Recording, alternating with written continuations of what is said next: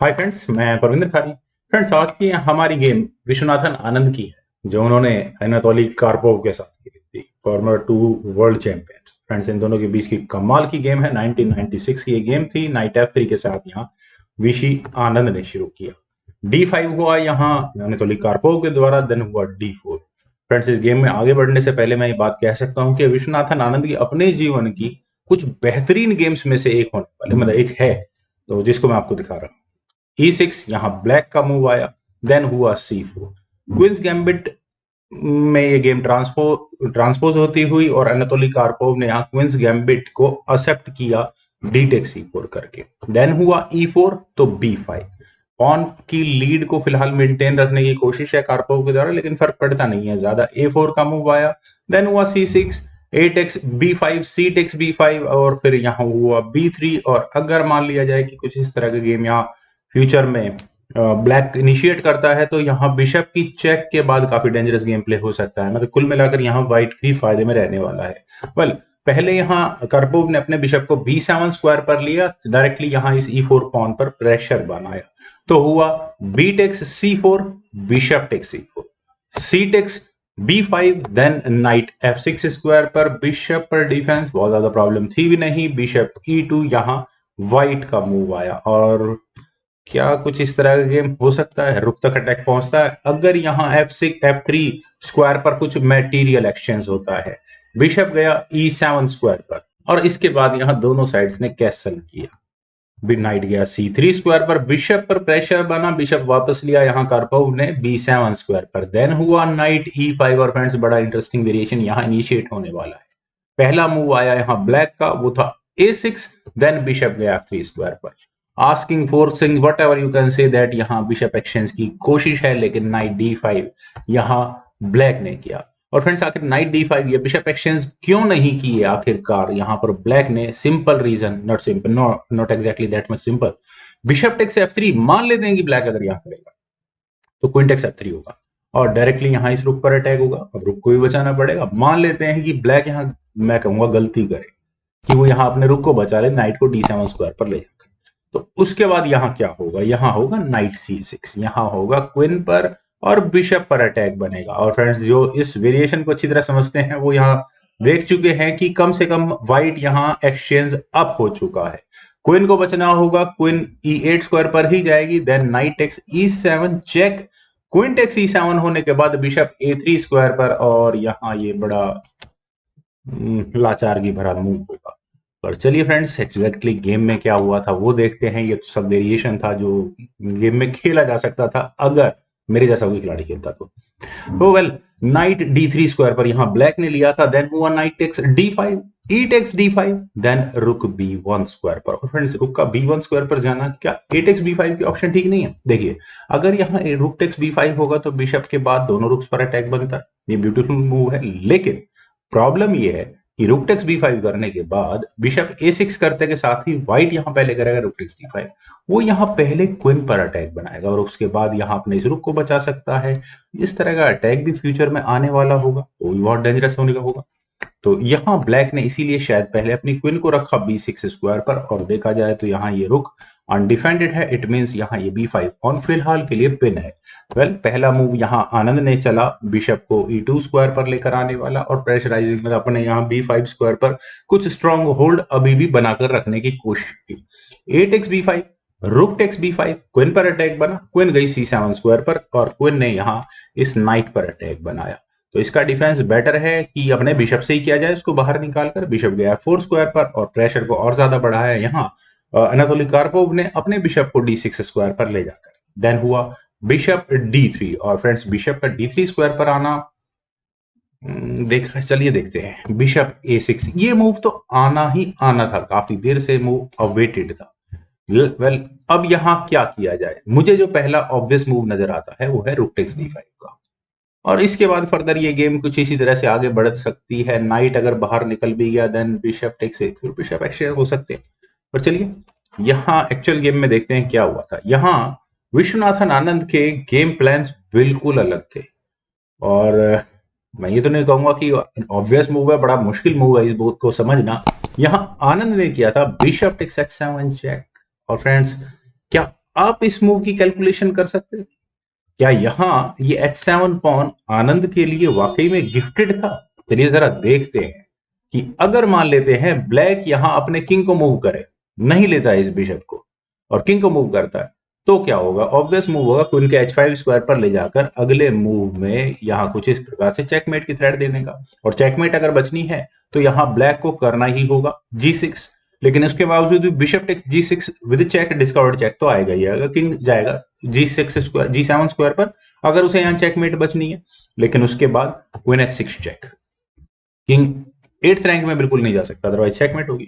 King जाएगा F6 square पर, then queen G5 check, और किंग अब कहां जाए? किंग के जाने के लिए एक तो E6 स्क्वायर, दूसरा है G7 स्क्वायर, और दोनों ही सूरतों में चेकमेट है। किस तरह से? अगर यहाँ किंग गया E6 स्क्वायर पर तो बिशप F5 चेक और ये मेट। देखिए आप यहाँ दोनों बिशप और क्वीन दोनों ने मिलकर क्या अच्छी चेकमेट की हुई है।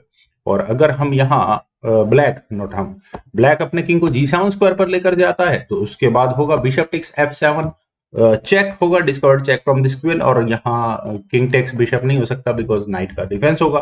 तो किंग के लिए बचेगी H5, किंग H7 H8 जिस भी स्क्वायर पर जाए तो उसके बाद क्वीन H6 चेक और यहाँ मेट होगी। तो कमाल का मूव था। इट मींस कम से कम यहाँ ये बिशप तो लेना ही पड़ेगा। बिशप को लेने के बाद फिर क्या फायदा होता है वो असली बात है। तो king takes H7 Anatoly Karpov को करना ही पड़ा। क्वीन H5 चेक, डायरेक्टली इस अटैक में क्वीन आ चुकी है, किंग वापस G8 स्क्वायर पर चला गया, दैट्स ओके। लेकिन अब किसी तरह की कोई टेम्परिंग हो सकती है पोजीशन में, क्योंकि फिलहाल प्रॉब्लम यहां इन दोनों रुक्स के साथ भी है। ये कहीं मूव आनंद को बैकफायर ना कर जाए। रुक गया B3 स्क्वायर पर, और फ्रेंड्स यहां इस मूव को देखिए, अगले मूव में क्या गेम प्लान है। यहां डायरेक्टली चेकमेट करने के हैं। चलिए, क्या यहाँ F6 अगर अभी कर दिया जाए तो बात नहीं बन जाएगी, लेकिन चलिए अगर अब ये F6 हो गया तो पहले तो व्हाइट अपने रुक को बचाएगा और यहां से वापस क्वीन पर अटैक बनाएगा और फिर फर्दर इस गेम को आगे प्ले कर सकता है। लेकिन यहां हुआ था बिशप टेक्स F6, नाइट को एलिमिनेट करो सबसे पहले तो, ताकि ये किंग कम से कम भाग सके इस F7 स्क्वायर पर जब ये चेकमेट की थ्रेट बनेगी तो। चलिए, रुक H3 और यहां अगले मूव में चेकमेट की थ्रेट, ये डिलेड एक्सचेंज है नाइट वाला। क्यों? अब यहां ब्लैक को G6 ही करना, F6 ही करना पड़ेगा और उसके बाद यहां उस नाइट के बदले में जो बिशप मिल जाएगा अब यहां व्हाइट को D takes E5, queen E7। Friends लगभग यहां व्हाइट मुझे ऐसा लगता है कि आउट ऑफ आइडियाज था, अगर मैं सही शब्दों का इस्तेमाल कर रहा हूं तो, क्योंकि उसके पीसेस, खैर नाइट तो कभी बेचारा डेवलप हो ही नहीं पाया, नाइट निकलने का मौका भी नहीं मिला, शायद कर लेना चाहिए था, वो समय आ चुका था नाइट को डेवलप करने का, क्योंकि नाइट माइट भी D7 और उसके बाद काफी तेजी से डिफेंस की तरफ जा सकता था। पर जैसे ही क्वीन E7 स्क्वायर पर गई तो क्वीन H7 चेक, किंग के लिए F7 स्क्वायर ही बचा है। देन हुआ रुक G3 और रुक के G3 स्क्वायर पर आने के बाद क्या गेम प्लान है फ्रेंड्स, यहाँ इस क्वीन को लेने के। और अब कुछ भी किया जाए, क्वीन E6 स्क्वायर पर गई भी तो रुक टेक्स G7 चेक होगा, किंग E8 स्क्वायर पर जाएगा, फिर इसके बाद E टेक्स F6 हो जाएगा। लगभग इसी तरह की कुछ पोजीशन अचीव की गई थी, लेकिन थोड़े दूसरे तरीके से। यहाँ ब्लैक ने पहले अपने किंग को मूव किया E8 स्क्वायर पर, और अभी भी वही था। चलिए छोड़िए, वो देखते हैं। रुक टेक्स G7, क्वीन पर अटैक बना, क्वीन मूव हुई, फिर इसके बाद हुआ E टेक्स F6। चलिए E टेक्स F6 तो हुआ, लेकिन अब इस गेम में फर्दर मटेरियल एक्शंस किस तरह से किया जाए।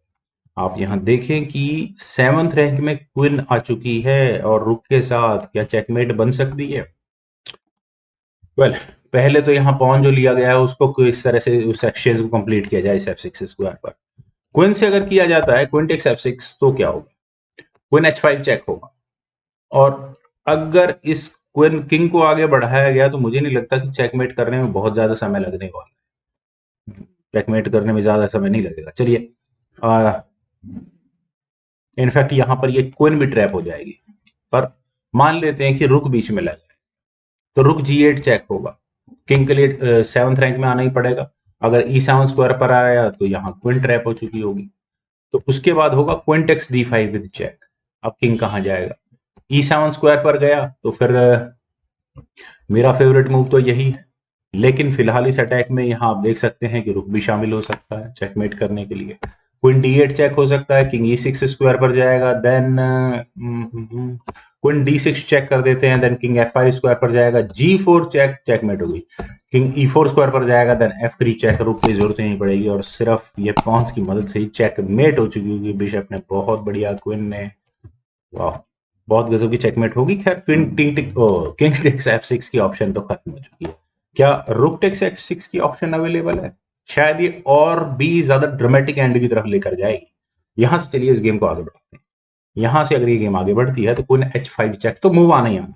और वैसा रुक F7 का मूव हम देख चुके हैं लगभग, और लगभग यही चेकमेट तक ये गेम पहुंचेगी। रुक टेक्स F7 होगा, क्वीन टेक्स F7 चेक होगा, और इसके बाद क्वीन का क्या कहें, रुक E1 चेक होगा। डिफ्लेक्ट करवा देते हैं इसको, और फिर किंग कहाँ जाएगा, F8 स्क्वायर पर, और फिर दोबारा वही, और फिर रुक की चेक। और यहाँ इमेट आई थिंक आप लोग अच्छी तरह से यहाँ इमेजिन कर पा रहे होंगे। या फिर क्वीन H8 चेक भी कर सकते हैं, और उसके बाद अगर ये क्वीन बीच में लगी, देन फिर अगेन रुक से चेक जा सकती है। और दूसरी क्या ऑप्शन, रुक F7 की ऑप्शन तो आउट ऑफ गेम मान के चलते हैं। किंग को मूव करते हैं, रुक ओके एक मिनट, रुक को ही मूव करते हैं। रुक G6 तो आउट ऑफ क्वेश्चन है। क्वीन बीच में लगी भी गई, क्वीन टेक्स G8 चेक और यहाँ इमेट, तो ये मूव तो बकवास है। दूसरी क्या ऑप्शन बचती है, किंग को मूव करने की ऑप्शन बचती है। और वैसे F8 स्क्वायर नहीं हो सकता, अदरवाइज फिर भी प्रॉब्लम आती है, ये चेकमेट आराम से हो जाएगी।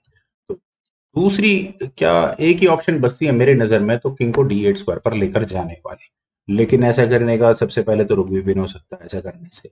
हाँ, चेक तो आ रही है, क्वीन H8 चेक होगा, किंग E8 स्क्वायर पर चला भी गया, देन बिशप C7 चेक। इस किंग को डिफ्लेक्ट करवाने की कोशिश की जा सकती है। किंग C8 स्क्वायर पर जाएगा, क्वीन टेक्स C8, क्वीन गई, और उसके बाद भी चेकमेट नहीं बचती कम से कम, क्योंकि यहाँ आप देख सकते हैं रुक आएगा, और उसके बाद डिस्कवर्ड चेक का सिलसिला नहीं रुकने वाला। पर चलिए फ्रेंड्स, गेम को देखते हैं, यानी कि पॉन सेफ है विश्वनाथन आनंद का। Knight C6, after all Anatoly Karpov को ये नाइट मूव करने का मौका मिला। शायद एक मूव पहले जब ये क्वीन मूव की थी यहाँ इस E7 स्क्वायर पर, तब ये होना चाहिए। फिर रुक A1, अब ऐसा लगा कि शायद आनंद कुछ पजल हो रहे हैं। किंग या D8 स्क्वायर पर। ओ फ्रेंड्स, यहाँ एक प्रॉब्लम और है रुक A1 के बाद, क्योंकि आप यहाँ देखिए कि अब व्हाइट क्या थ्रेड दे रहा है, रुक को E7 स्क्वायर पर ले जाकर चेक दे रहा है, फॉक लगा रहा है क्वीन पर। नाइट से लिया नहीं जा सकता इस रुक को, अदरवाइज यहाँ अपने क्वीन से अगले मूव में चेक होगी, चेकमेट होगी। खैर, पहले यहाँ किंग को D8 स्क्वायर पर ब्लैक ने लिया तो हुआ, उसके बाद H4। मैंने कहा ना कि शायद मुझे ऐसा लगे कि आनंद अब आउट ऑफ आइडियाज ना हो जाए कहीं। क्वीन अगर यहाँ ब्लैक B4 स्क्वायर पर ले जाए और एक्सचेंज ऑफर भी दे, तो क्या होगा, ये चेक आएगी एक ज्यादा से ज्यादा, उसके बाद एक चेक और हो जाएगी। देखें जरा, बिशप C7 चेक हो भी गया, नहीं मजा नहीं आ रहा। यहाँ बिशप B7 के ऑप्शन को रुक एक्सचेंज ऑफर दिया, यहाँ अनातोली कार्पोव ने रुक गया C1 स्क्वायर पर, देन बिशप A6, और यहाँ बिशप के A6 स्क्वायर पर आने का रीजन क्या है, चलिए देखते हैं। वापस यहाँ रुक को लिया गया A1 स्क्वायर पर, और यहाँ गेम में 2 फोल्ड रेपिटेशन हो चुके हैं। जैसे मैंने कहा कि आनंद, मुझे लगा कि आउट ऑफ आइडियाज हो गए हैं। अगर मैं एक मूव पहले की बात करूं, एग्जैक्टली फ्रॉम हेयर, क्या यहाँ आनंद रुक टेक्स C6 के ऑप्शन को नहीं कंसिडर कर सकते थे? मुझे तो लगता है ये नाइट फ्री है, क्योंकि अगर ब्लैक यहाँ क्वीन टेक्स C6 करेगा तो bishop C7 check, king C8 square पर जाएगा, क्वीन गंवानी पड़ जाएगी यहाँ ब्लैक, क्वीन F5 चेक होगा, किंग B7 स्क्वायर पर ही जाएगा, bishop D8 check, discovered check होगा किंग के लिए। सिर्फ और सिर्फ यहाँ एकमात्र स्क्वायर हम कह सकते हैं C वाला, नहीं B8 स्क्वायर पर चलिए किंग क्वीन को ले जाते हैं, क्वीन F4 चेक, वापस C8 स्क्वायर पर जब किंग आएगा तो रुक C7 चेक, फिर दोबारा वही फॉक होगी बहुत डेंजरस वाली, और क्वीन गंवानी होगी या चेकमेट होगी, जो भी होगा। तो फ्रेंड्स चलिए देखते हैं गेम में क्या हुआ था। यहाँ गेम में 2 फोल्ड रेपिटेशन हुए थे रुक को A1 स्क्वायर पर ले जाकर, देन हुआ बिशप B7, कार्पोव ने फिर दोबारा रुक एक्सचेंज करने की कोशिश की, लेकिन आनंद ने इस बार अपने रुक को D1 स्क्वायर पर प्लेस किया। मुझे ऐसा लगता है कि शायद वो C1 स्क्वायर वाला मूव, शायद किसी तरह की कोई जल्दबाजी हो गई होगी। आनंद को यहाँ अपने रुक को D1 स्क्वायर पर ही फाइनली प्लेस करना था। तो अब प्रॉब्लम है ब्लैक के सामने कि वो इस B7 बिशप को किस तरह से बचाए। रुक से तो इम्पॉसिबल है, क्योंकि पहले तो होगा यहाँ bishop C7 check, king move हो भी जाएगा, देन बिशप B6 होगा, रुक पर अटैक बनेगा, और यहाँ आगे चेक भी आएगी, ये बिशप भी गंवाना पड़ जाएगा। तो रुक A7 तो हो ही नहीं सकता। यहाँ ब्लैक ने किया बिशप A6। आखिर ये बिशप A6 के पीछे कारपोव क्यों पड़े हुए हैं, मैं जरा समझ नहीं पा रहा हूँ। क्या उनका इरादा है यहाँ, अब तो खैर रुक आ गया, पहले क्वीन भी थी, क्या उनका इरादा यहाँ इस क्वीन को डिफ्लेक्ट करवाने का है? चलिए देखते हैं।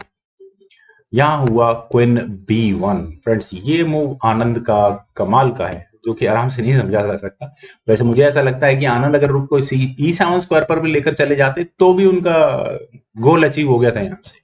यहाँ पर ये क्वीन पर अटैक बनता, नाइट टेक्स वाला मूव हो नहीं सकता, नाइट टेक्स रुक वाला मूव हो नहीं सकता, क्योंकि उसके बाद ये fork and that's it. Rook takes से sorry bishop E3 rook takes E6 queen, चलिए अगर हो भी गई तो मैंने थोड़ा जल्दी में कर लिया, काफी लंबा वीडियो हो चुका है।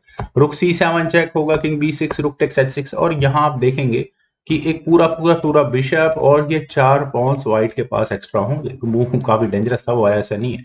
वेल यहाँ क्वीन B1 पहले आनंद ने ऑप्ट किया, और आनंद का इरादा क्या है अगर हम देखें कि क्या कुछ इस तरह के चेक्स देने के बाद कुछ बनता है, देखते हैं।